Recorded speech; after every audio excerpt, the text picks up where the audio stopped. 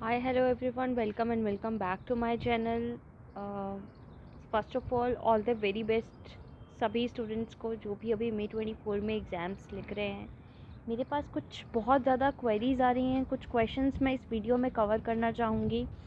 जो भी स्टूडेंट्स मुझसे पूछते रहते हैं फ्रीक्वेंटली, वो मैं इसमें फटाफट से कवर कर लेती हूँ without wasting your time. So first question मेरे पास जो आया है दैट इज़ कि मैम क्वेश्चन तो आते हैं और पहले सॉल्व भी कर रखे हैं, बट अभी जो है वो गलत हो रहे हैं।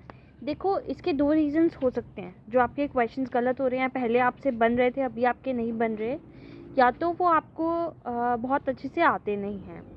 एंड इफ इन केस अगर आपको अच्छे से आते हैं तो अभी आप फोकस से नहीं कर रहे हैं, ठीक है। तो व्हाट आई सजेस्ट यू कि आप क्या करो, at a time single question की तरफ ध्यान दो एंड उसको फोकस होकर सॉल्व करो, जो भी उसके बारे में आपने आज तक पढ़ाई की हुई है, ठीक है। अभी क्या होता है ना कि हमारे माइंड में बहुत सारी चीज़ें चल रही होती हैं रिलेटिंग टू एग्ज़ाम्स, कि ऐसा हो गया तो वैसा हो गया तो हम कैसे करेंगे एंड ऑल दैट स्टफ्स। तो उसको एक साइड में रख के वन टाइम में at a time only one question के बारे में सोचना, और उससे रिलेटेड जो भी आपको आता है वो लिखना है आपको, ठीक है। इवन पूरा भी नहीं आता है तो इंस्टीट्यूट स्टेप मार्किंग करता है, ऐसा नहीं कि आपको पूरा क्वेश्चन गलत हो जाएगा। एंड अगर आप एक पेपर उठा के देखते हैं तो you will come to know कि ऑल इन ऑल आप बहुत सारे क्वेश्चन सॉल्व कर पाएंगे। ऐसा नहीं है कि सारे क्वेश्चन ही आपको नहीं आते होंगे, आप पूरे ही क्वेश्चन सॉल्व नहीं कर पाएंगे, ठीक है। ऐसा नहीं होगा कि आप 100% ही ना कर पाओ, ठीक है, ऐसा बिल्कुल भी नहीं है। देन नेक्स्ट क्वेश्चन इज़ कि अभी कुछ चीज़ें रिवाइज़ करने में छूट रही हैं और हम कवर नहीं कर पा रहे हैं लास्ट डे पे, 1.5 डे में। तो ऐसा देखो सबके साथ होता है, कोई मशीन नहीं है जो सब कर पाए, but you have to manage time from the very starting. जिस दिन आप एग्ज़ाम दे के आओगे उस दिन से आपको मैनेज करना पड़ेगा, आपको देखना पड़ेगा। मान लो 22 टॉपिक्स हैं आपके किसी बुक में, अगर मान लो आपके पास 22 टॉपिक्स हैं, तो आपको ये देखना पड़ेगा कि how much time I should allocate to each topic. मतलब ऑल इन ऑल आपके पास यही अप्रॉक्सीमेटली 25 to 30 आवर्स ही मिलेंगे मिला के 1.5 डे में। तो आप स्टार्टिंग से ही आके उसको अलोकेट कर लो कि मुझे किस टॉपिक को कितना टाइम देना है, और उतना ही टाइम दो। आपको धीरे धीरे उस चीज़ की हैबिट हो जाएगी। जैसे आप एक एग्ज़ाम दोगे, सेकेंड एग्ज़ाम दोगे, तो उस चीज़ का आप हैबिचुअल हो जाओगे। एंड मान लो आपने 1 घंटा एलोकेट किया तो आपके माइंड को सिग्नल मिलेगा कि मुझे 1 आवर में एनी हाउ इसको कंप्लीट करना है, अदरवाइज मैं इस टॉपिक को कभी भी नहीं पढ़ पाऊँगा या पढ़ पाऊँगी। आप देखोगे कि आपका माइंड उतनी फास्ट उसको एक्चुअली में करेगा अगर आप एलोकेट करके करोगे। तो आप नोटबुक में लिखोगे फर्स्ट डे आते कि मुझे इस टॉपिक को इतना एलोकेट करना है, तो आपको पहले से ही पता होगा कि इसके बियॉन्ड मेरे पास टाइम नहीं है, मेरा छूटा तो छूट जाएगा। तो वो आपको एक पुश देगा जब आप एक अपने लिए एक स्कैनर तैयार कर लोगे कि मुझे किस तरह से प्रिपेयर करना है। नेक्स्ट क्वेश्चन की तरफ बढ़ते हैं हम। हाँ, कुछ बच्चों को ये लग रहा है कि मैम मैं पास हो जाऊँगा बट मेरा एग्रीगेट नहीं बनेगा। तो उन बच्चों के लिए मैं ये बोलना चाहूँगी कि हाउ डू यू नो कि आपका एग्रीगेट नहीं बनेगा या एग्रीगेट में प्रॉब्लम आएगी, ठीक है ना। यू डोंट नो कि नेक्स्ट डे पे आपके लिए क्या अपॉर्चुनिटी वेट कर रही है, ठीक है। आप इस चीज़ का एनालाइज नहीं कर सकते और इस चीज़ को लाइक 100% श्योरिटी से नहीं बोल सकते कि मेरे लिए क्या चीज़ वेट कर रही है या क्या चीज़ मुझे नहीं मिलेगी।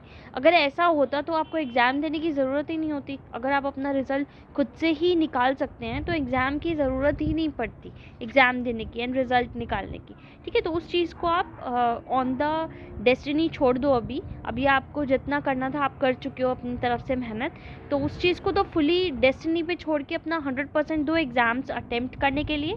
उस चीज़ के बारे में तो बिल्कुल भी नहीं सोचना है कि एग्रीगेट बनेगा तो 40 आएंगे तो ये क्या होगा। तो वो हम एग्ज़ाम के बाद सोचेंगे जब हमारे पास टाइम होगा एग्ज़ाम्स अटेम्प्ट करने के बाद। बिफोर रिज़ल्ट हमारे पास पूरा टाइम होगा थ्रू आउट सोचने के लिए कि हमें इतने मार्क्स आ जाएँ तो उतने मार्क्स आ जाएँ, तो ठीक है। उसके बारे में बिल्कुल भी नहीं सोच के अपना टाइम वेस्ट करो। I will suggest you that. After that IBS का कुछ बच्चों को डर लग रहा है कि मैम पता है क्या, एक्चुअली स्टूडेंट्स का क्या है, स्टूडेंट सिर्फ नेगेटिव साइड्स को देखते हैं। ये बात सच है कि आप सिर्फ ये देख रहे हैं कि आईबीएस में अगर कोई केस स्टडी रिपीट नहीं हुई तो इफ़ इन केस अगर 2 केस स्टडी रिपीट होगी तो सोचो कितना बढ़िया होगा, ठीक है। If in case 3 case study repeat हो गई, एंड अगर नहीं भी हुई तो DT IDT की आपके पास वास्ट नॉलेज है, आप 50 टू 75 मार्क्स का इजीली अटेम्प्ट कर पाओगे विद योर नॉलेज। जितनी आपने अभी तक पढ़ाई बहुत की है, जो ग्रुप 1 दे चुके हैं वो तो बिल्कुल अच्छे से कर सकते हैं, एंड आपने कुछ केस स्टडीज़ भी सॉल्व करके देखी होंगी अभी तक। ऐसा नहीं है कि आप ब्लैंक उठ के पेपर में जाओगे। तो अपनी मेहनत पर ट्रस्ट करना सीखो, ठीक है। जितना आपने अभी तक पुट ऑन किया इसमें ड्यूरिंग एग्ज़ाम्स के लिए, तो उसके ऊपर अपना ट्रस्ट करो, and you will feel confident जब आप अपनी पहले की मेहनत देखोगे, क्योंकि आपसे ज़्यादा आपको मोटिवेट कोई और नहीं कर सकता, ठीक है। तो अपनी खुद की मेहनत पे ट्रस्ट करो एंड आगे बढ़ते जाओ। एंड यू डोंट नो कि आपने कितना किया है या फिर आपका एग्रीगेट बनेगा या नहीं। आप नहीं है कोई डिसाइड करने के लिए, you are not the right person, ठीक है। वो डेस्टिनी पे छोड़ दो, वो हम बाद में देखेंगे। आफ्टर एग्ज़ाम्स हम इस चीज़ पे बहुत डिस्कशन करेंगे कि अगर हमारा एग्रीगेट नहीं बना तो ये एक बार एग्ज़ाम होने तो दो, क्या पता IDT का पेपर ईजी आ जाए।